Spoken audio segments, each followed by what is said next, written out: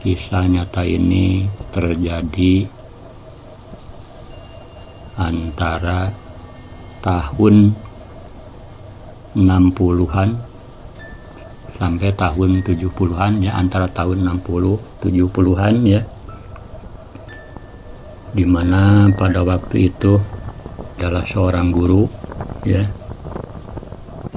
Di tengah hutan itu perjalanannya agak nanjak atau menanjak naik ya. Ketika beliau melihat ke atas,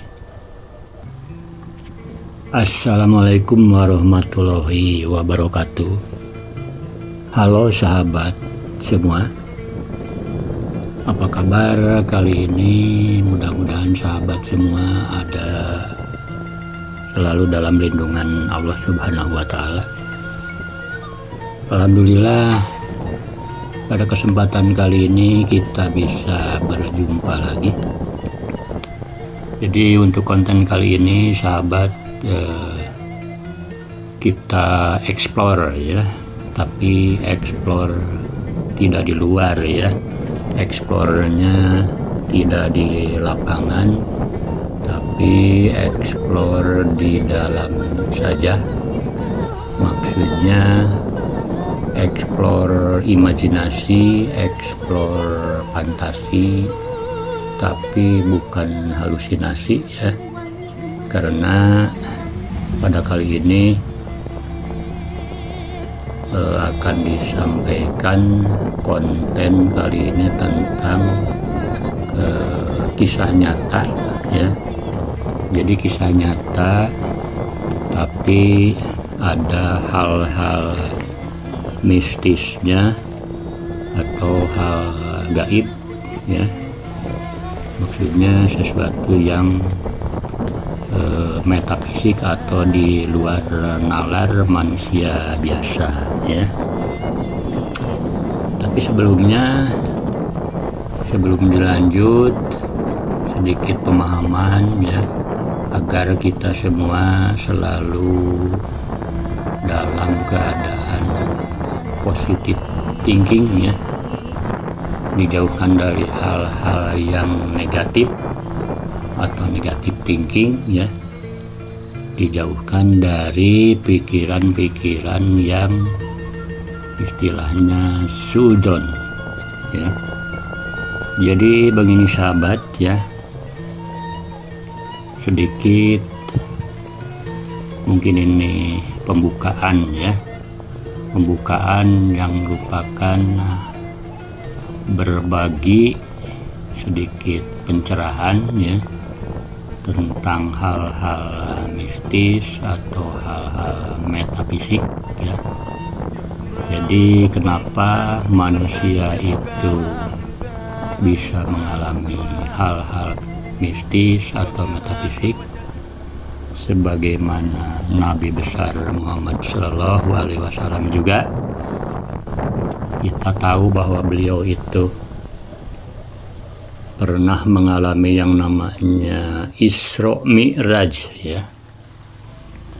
Walaupun sebagian kalangan atau sebagian ulama ada yang beranggapan atau kontroversi tentang Mi'rajnya Nabi Muhammad itu apakah dengan tubuhnya atau wujud kasarnya atau hanya dengan ruhnya saja. Nah itu ya, itu memang selalu kalau hal-hal mistis itu selalu ada kontroversi ya. Bahkan kebanyakan di kalangan awam selalu kalau mendengarkan tentang hal-hal mistis itu kadang-kadang didahului oleh pikiran yang negatif atau suudzon ya. Banyak yang bilang kalau ada hal-hal mistis itu, wah itu mau bersekutu dengan jin. Itu ya, itu adalah hal-hal yang negatif atau negatif thinking ya, suudzon dan lain-lain. Jadi sedikit pencerahan bahwasanya manusia itu kan kadang-kadang mengalami hal-hal mistis karena sebagaimana dijelaskan di dalam Al-Quran bahwasanya dalam kejadian manusia itu adalah untuk menyempurnakan manusia itu Allah meniupkan ruhnya. Nah itu, jadi istilah meniupkan ruhnya itu agar tidak gagal paham atau misunderstanding ya. Jangan dibayangkan Allah mempunyai mulut kemudian meniupkan sesuatu atau meniupkan ruh. Nah itu ya, jadi itu perlu dipahami dengan saksama, perlu dipahami dengan mendalam ya, dengan petunjuk dari guru mursyid ya, maka kita akan paham ya, apa yang dimaksud dengan Allah meniupkan ruhnya ya. Nah itu jadi sebagaimana kita ketahui ya, bahwasanya dat Allah itu atau ruh, dat laisa kamislihi ya, meniupkan ruhnya. Nah itu kalau orang filsafat sering mengatakan atau kadang-kadang dikatakan sebagai emanasi ya, atau percikan. Nah itu ya, jadi kalau kita umpamakan ruh itu, kita umpamakan seember air, kemudian dari seember air itu menetes satu tetes saja ke dalam gelas, maka yang menetes ke dalam gelas itu tetap saja namanya air. Nah itu sahabat, begitu juga dengan dat laisa kamislihi atau ruhnya Tuhan ya, kemudian ruh Tuhan atau Allah itu meniupkan ruhnya kepada manusia dalam proses kejadian manusia. Maka dari itu sering atau sudah banyak kejadian bahwasanya manusia di dunia ini banyak yang mengalami hal-hal mistis atau metafisika, karena itu tadi ya, bahwasanya manusia itu disempurnakan dengan ruhnya Tuhan ya, atau Allah meniupkan ruhnya kepada wujud manusia. Nah itu sahabat ya, sedikit berbagi ya. Jadi ini ceritanya kisah nyata. Kisah nyata ini terjadi antara tahun 60-an sampai tahun 70-an ya, antara tahun 60-70-an ya, dimana pada waktu itu adalah seorang guru ya. Seperti kita ketahui bahwasanya pada waktu itu gaji seorang guru itu tidak seberapa ya, maka dari itu beliau menjalankan usaha sampingan, jualan ya, jualan berbagai macam barang, berbagai macam perhiasan ataupun alat-alat elektronik pada zaman dahulu itu, seperti halnya radio ya, emas dan lain sebagainya, atau pakaian juga ya. Maka pada suatu hari beliau berangkat atau pulang dari sekolah itu berangkat berdagang atau jualan ya, ke suatu tempat. Kemudian pada saat pulang dari berdagang itu atau jualan itu ya, beliau karena mungkin keasikan ngobrol dengan langganannya, maka pada saat pulang beliau di tengah jalan itu karena kemalaman udah lewat maghrib, sedangkan perjalanan menembus hutan ya.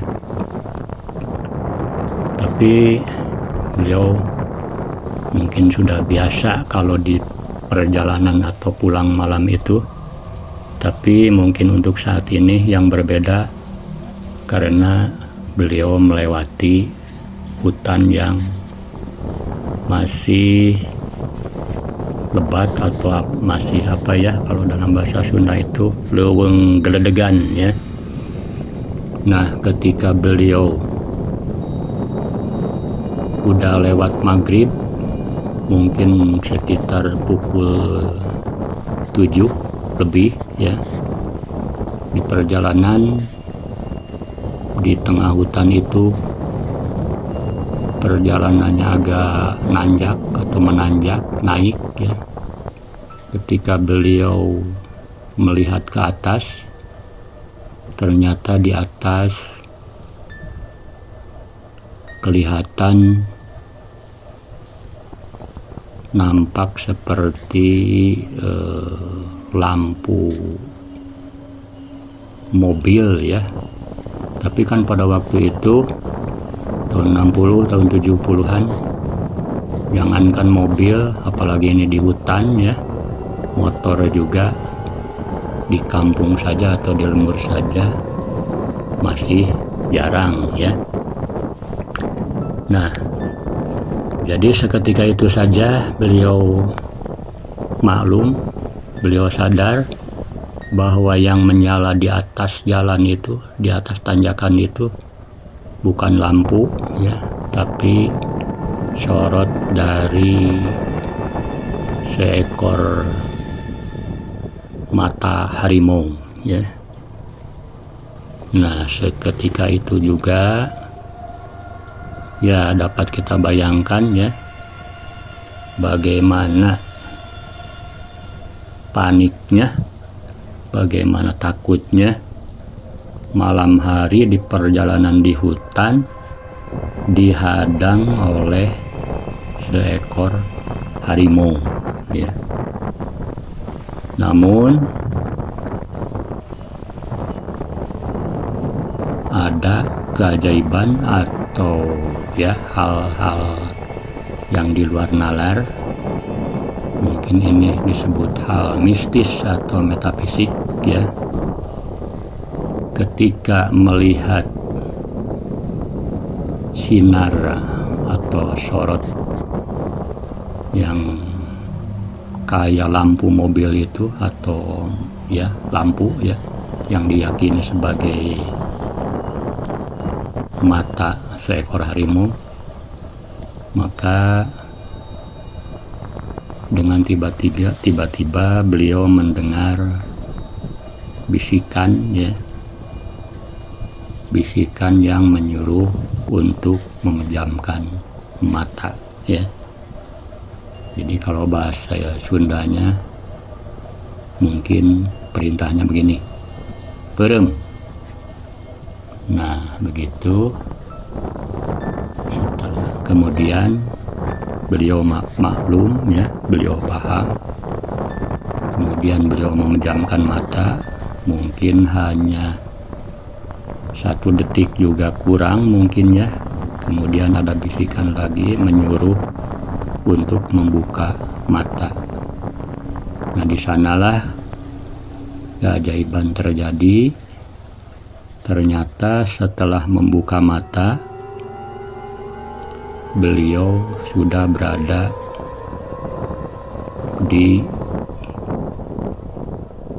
jauh melewati seekor harimau itu yang sedang menghadang ya. Nah itu mungkin ini suatu keajaiban ya, pertolongan juga dari Allah Subhanahu wa Ta'ala ya. Kalau seandainya tidak ada pertolongan, mungkin beliau akan pulang nama, dimakan, dicabik-cabik oleh seekor harimau yang lagi lapar ya. Nah itu sahabat ya, jadi kejadiannya seperti itu ya. Ketika beliau melihat sorot pancaran mata seekor harimau ditanjakan di atas di mana beliau mau lewat ya, ternyata ada yang menyuruh memejamkan mata, ada bisikan yang menyuruh memejamkan mata.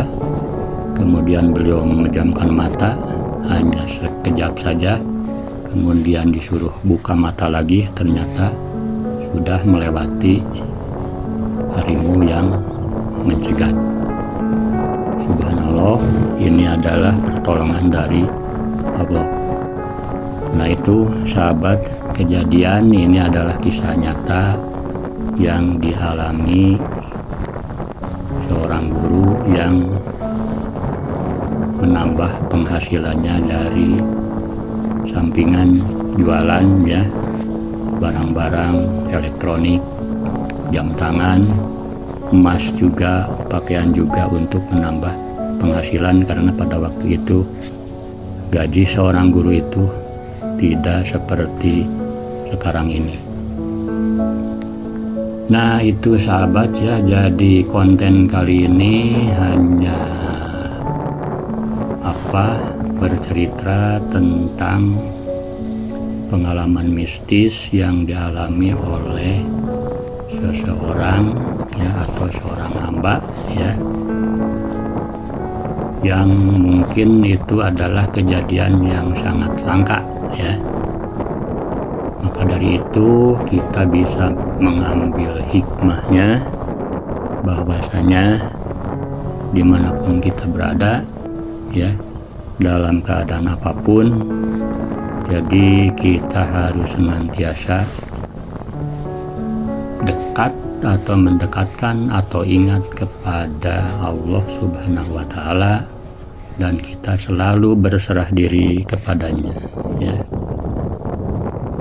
Ya mungkin untuk konten kali ini hanya sekian ya. Jangan lupa yang belum subscribe, mohon subscribe. Kemudian sahabat-sahabat yang sudah subscribe, jangan lupa like ya, share, komen, dan jangan lupa lonceng notifikasinya. Sekian sahabat, assalamualaikum warahmatullahi wabarakatuh.